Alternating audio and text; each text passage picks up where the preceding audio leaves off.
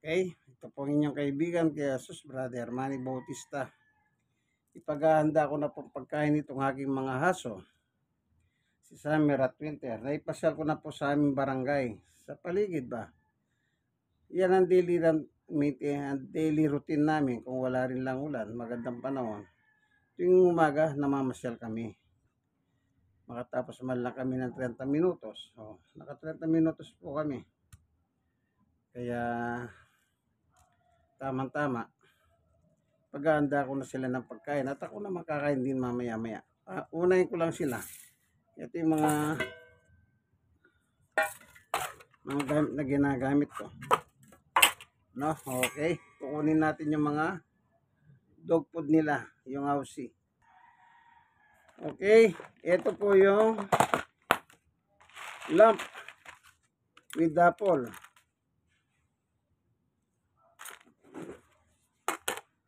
Ito naman yung Aussie pang with gulay.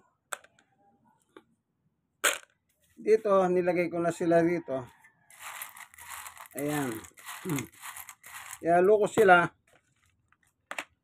Hindi ko muna ipakakain yan. Bababad ko muna ng konting tubig. Ngayon, bakit kailangan ko pang ibabad? Simple lang po yan. Para matanggal po yung alat. Kasi nangyayari, ayan, nilagyan ko ng tubig ko sa pichel mineral. Ito.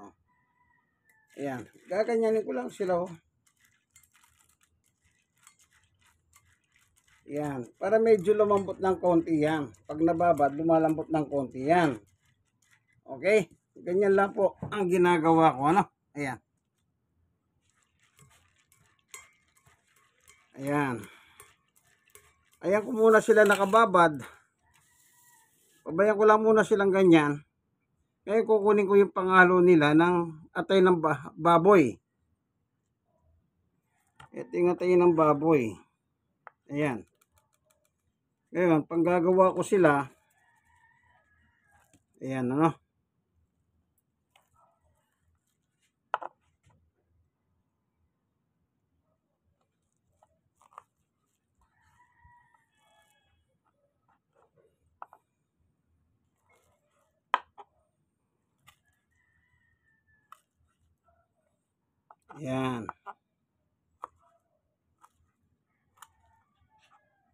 Ito yung ihahalo ko ngayon sa pagkain nila.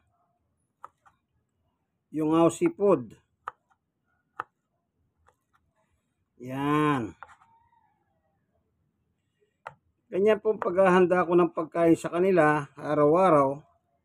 Kung wala nga tayo ng baboy available, kasi kung minsan wala mabili, yung atay ng manok at saka balon-balonan ng manok ang minimix ko po. Yan. Yan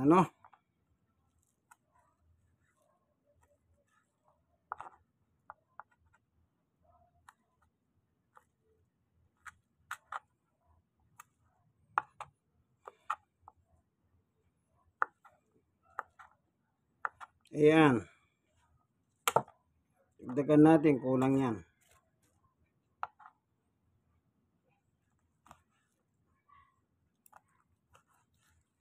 Yan, nakabili ng atay ng baboy kanina si Sister Baby, kalahating kilo daw yan. Hindi ko lang alam kung magkano. Araw-araw bumibili po kami. Ayun, almusal nila ito. Almusal. Ginagawa ko ngayon, pang-almusal. Ngayon yung iba natira dyan, mamaya nila kakainin yan. Paghapon, merienda. Ito. Kaya yun, naalisin ko ngayon ng tubig ito. Ganyan lang po.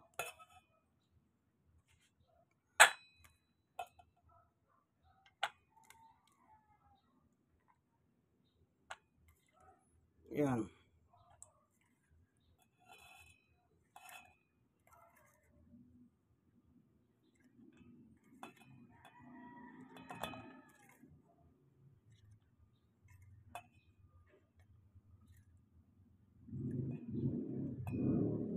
Ayun.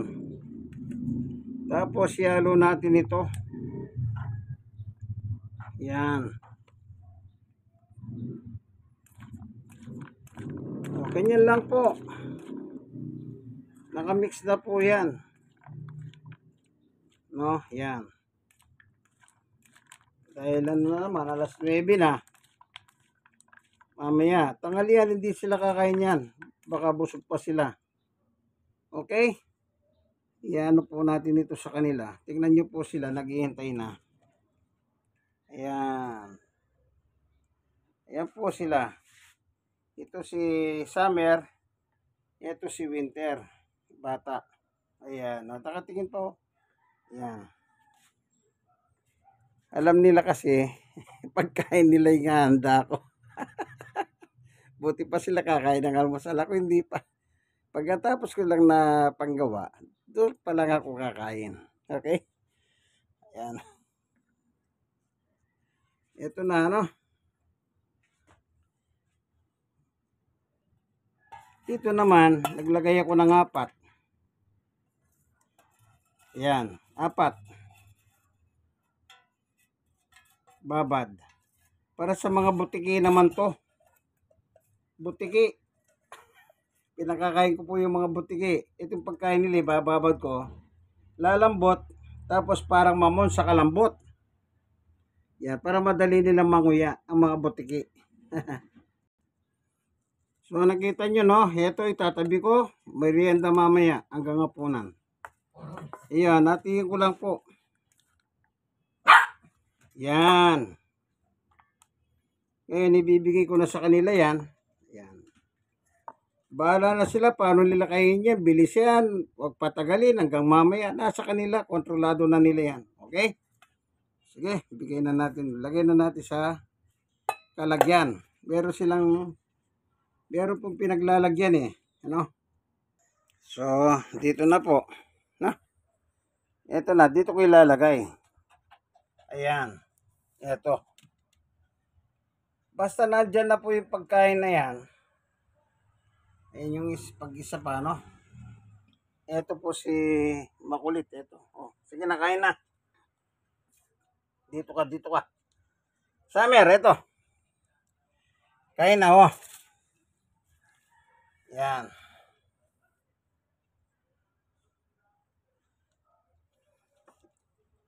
Hindi naman po sila nag-ahaway, mabait sila. Hindi sila magkapatid, magkaibang lahi sila. At saka itong isa, si Summer, Winter, ito. Ayan, yan. Bata ito, pitong buwan. Yan. 7 buwan ito, mabait sila. Ito naman si Summer, medyo matanda na, 4 na taon na.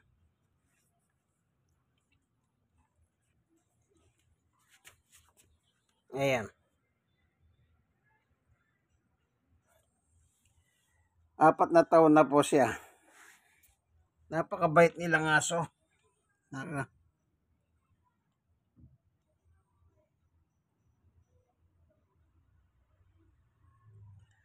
Ano po, mabait sila.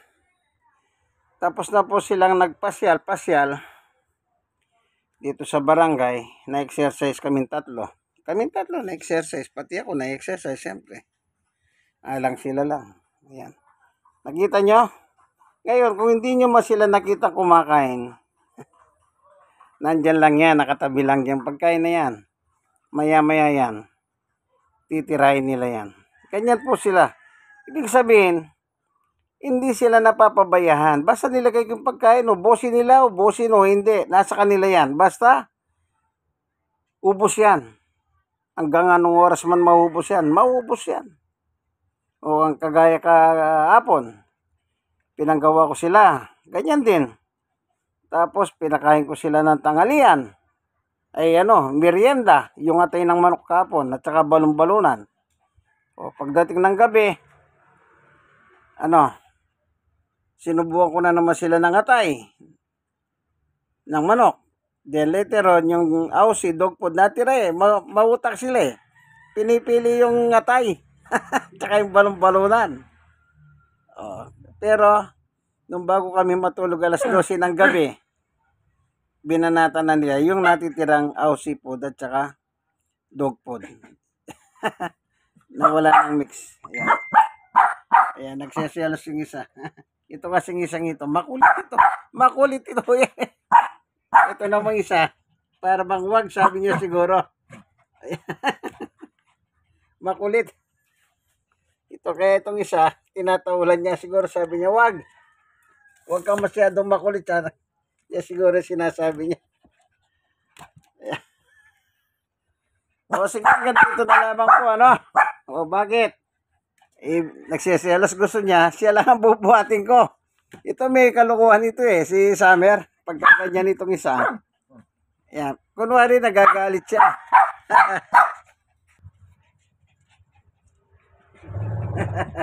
Ayan.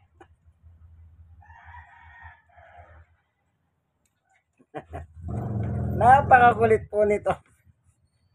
Ganyan po mag-alaga ng aso, ano po. Nakita niyo ano kung paano ginagawa ko, ano. Mahal natin ang aso. Hindi ko sila pinakakain ng tira-tira. Bawal. Kasi aso yan man best friend yan Tapos pakainin mo tira-tira. Ayan. Ano po? Ayan. Ayan, hanggang dito na lamang ang ating munting video ng preparation dog food.